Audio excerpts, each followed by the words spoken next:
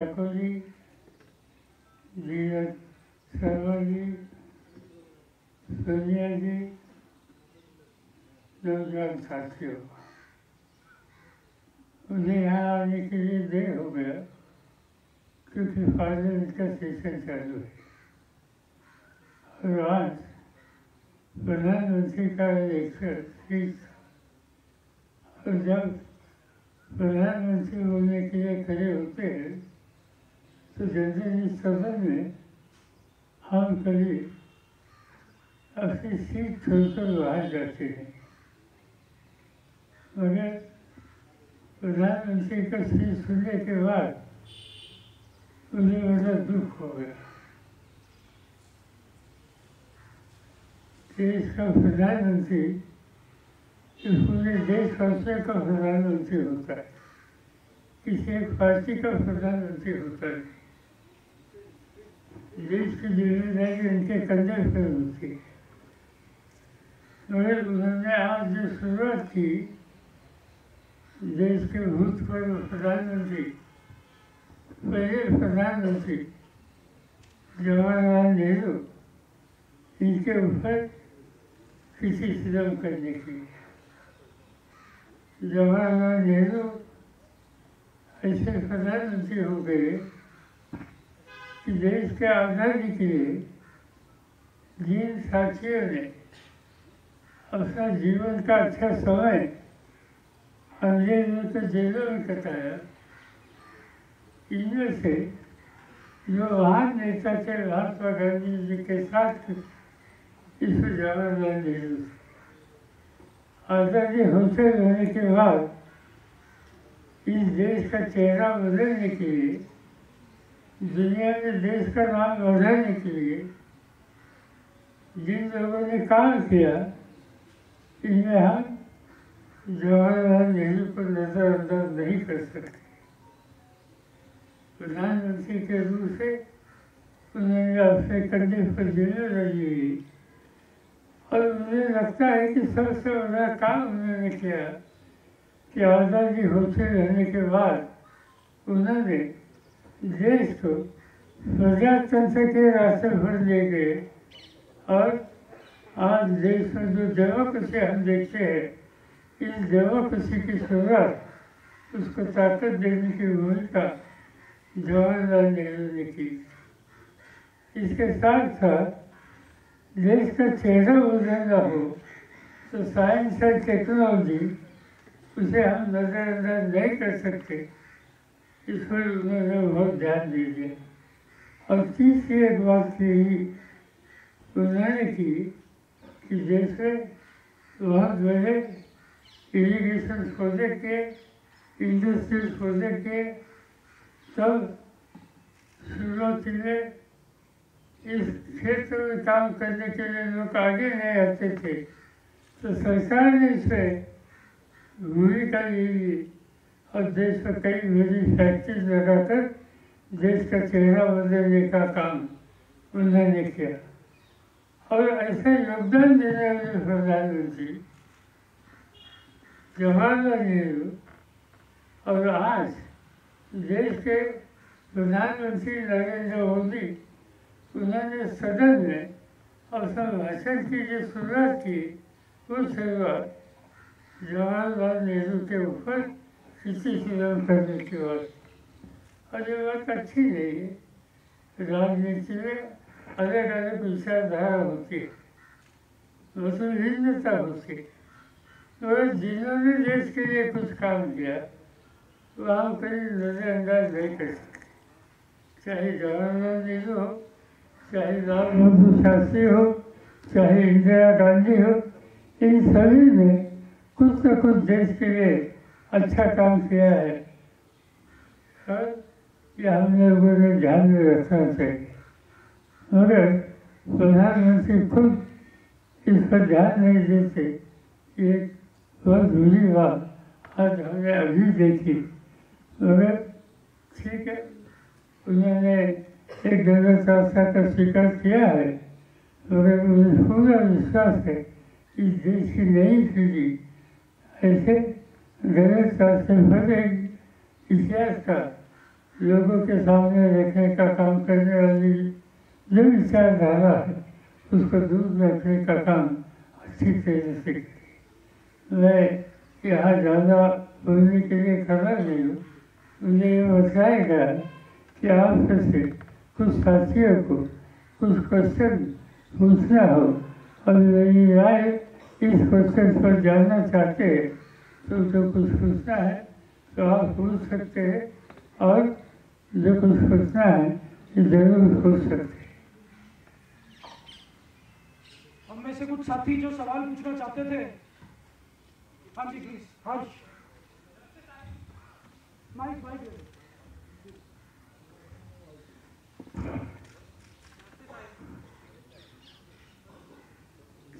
सुन सकते हैं। ऐसे ही बोल लीजिए। शायद जब यूनिवर्सिटियों को सावनी बना दिया जाए और विरोधों को इतना दबा दिया जाए कि अगर कोई विद्यार्थी विरोध करने आए तो उसके एकेडमिक के साथ साथ उसके ऊपर केसेस लगा दिए जाएं।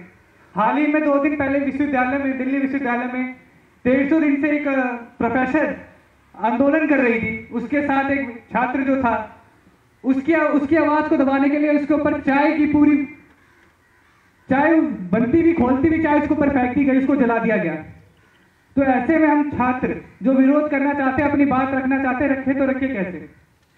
आजकल हम लोग ये देख रहे हैं अखबारों में खबरें कि कई यूनिवर्सिटी में एक क्लास तैयार किया गया है जो सांप्रदायिक विचारों का पुरस्कार करता है। जो नौजवान अपनी राय रखने के लिए आगे आता है, संघर्ष करने की बात करता है कि उनके ऊपर व्यक्तिगत हमले करके एक तरह की दहशत पैदा करने का काम कुछ शक्तियाँ कर रही। और इसकी शुरुआत मैं जानता हूँ कि दिल्ली यूनिवर्सिटी से हो गई और ये दिल्ली यूनिवर्सिटी तक सीमित नहीं रहा।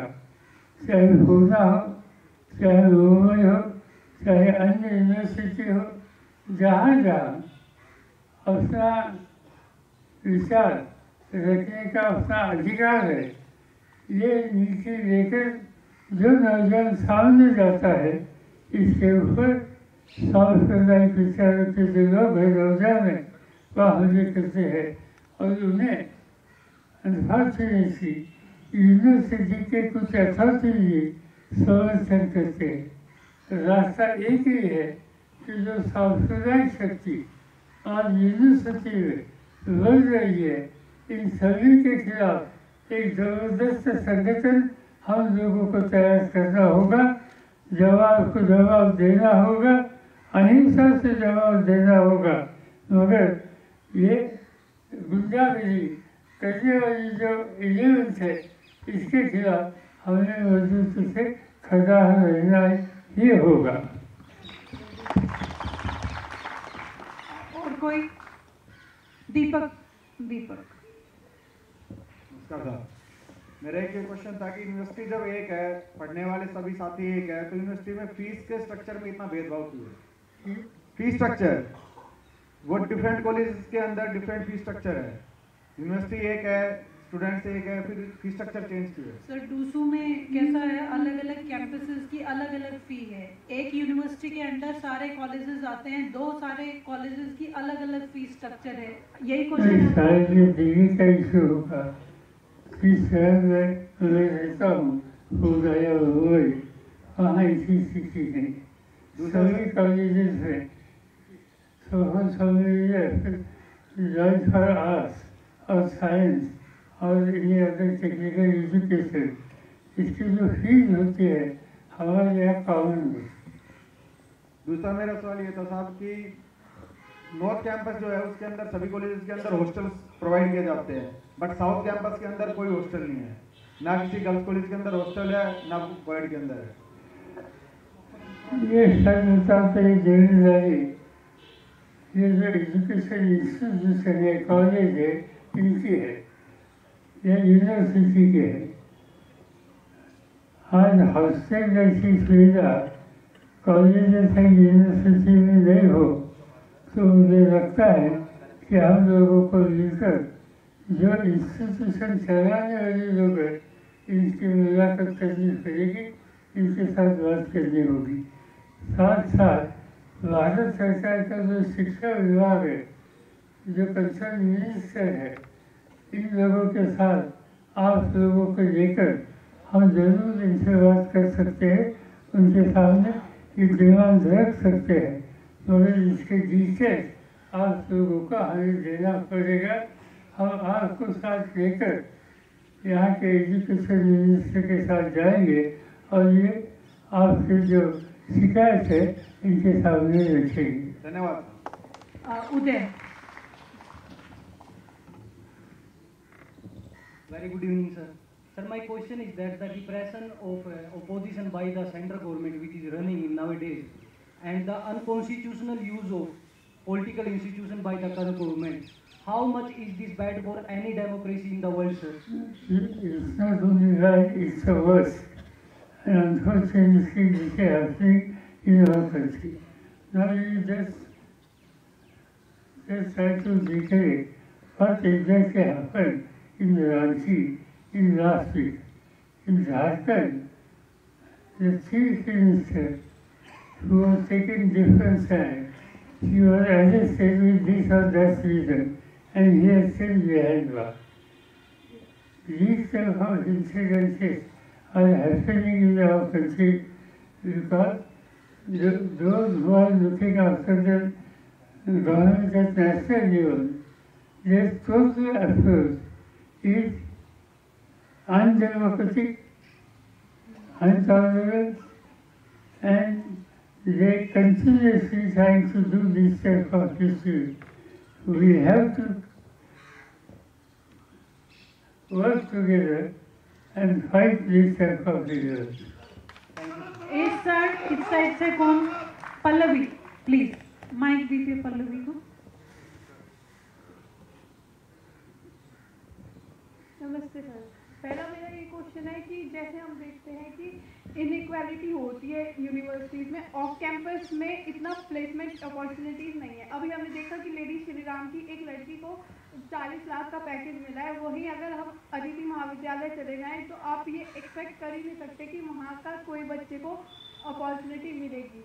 अपॉर्चुनिटी तो छोड़िए, बच्चे को प्लेसमेंट में बैठने तक का प्लेसमेंट है भी अच्छा नहीं है हमारे कॉलेज का, तो हम कैसे एक्सपेक्ट करें कि हमें आगे एम्प्लॉयमेंट अपॉर्चुनिटीज मिलेंगी या हम बेरोजगार ही रहेंगे? आज तो स्थिति ऐसी है इस देश में एजुकेटेड यंगस्टर्स इन्हें एक तरह का फ्रस्ट्रेशन पैदा हो रहा है, और फ्रस्ट्रेशन इसलिए पैदा हो रहा है ग्रेजुएशन करके मेहनत करके अच्छी तरह से पास होने के बाद जो उनका फरिया होता है, एक्सपेक्टेशन होता है कि मेरा रोजगार या मेरी लड़की अभी ग्रेजुएट हो गई, कहीं तो उसको जॉब मिलेगा, काम करने का मौका मिलेगा और अपने घर में उनके कुछ न कुछ साथ होगी। मेरा अनएम्प्लॉयमेंट रेशो इतना बढ़ रहा है और आज की जो हुकूमत है इस पर ध्यान देती नहीं। खाली लेक्चर देने से ऐसे इशू खत्म नहीं होंगे। आज इन्वेस्टमेंट का क्लाइमेट सुधारने की आवश्यकता है। इन्वेस्टमेंट का क्लाइमेट सुधारने के साथ साथ इंडस्ट्री से तो ज़्यादा कैसे निकलेगी इस पर ध्यान देना चाहिए और इसको सफल पॉलिसी गवर्नमेंट करनी चाहिए। ये जब करेंगे तब कुछ न कुछ नया इंडस्ट्री या ट्रेड तैयार होगा और लोग तैयार होगा तो कुछ न कुछ जॉब तैयार होंगे और जॉब तैयार होंगे तो नौजवानों के सामने कुछ न कुछ रास्ता दिखाया जाएगा। और इसलिए आज अनएम्प्लॉयमेंट ये इशू हम नजरअंदाज नहीं कर सकते। नई पीढ़ी अनएम्प्लॉयमेंट के इशू पर एक हो जाएगी, सरकार के ऊपर दबाव आएगी तो किसी राजनीति की सरकार हो उन्हें इसमें कुछ न कुछ जरूरत तैयार करना होगा। श्रेष्ठ तुम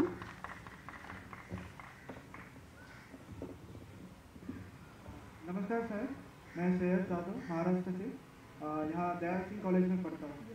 तो मेरा दो भागों में प्रश्न है। पहला, हम जब दिल्ली यूनिवर्सिटी में हम अभी 20 साल के हैं, शिक्षा ग्रहण करने की प्रक्रिया में हैं, एक राजकीय भूमिका बनाने की प्रक्रिया में हैं।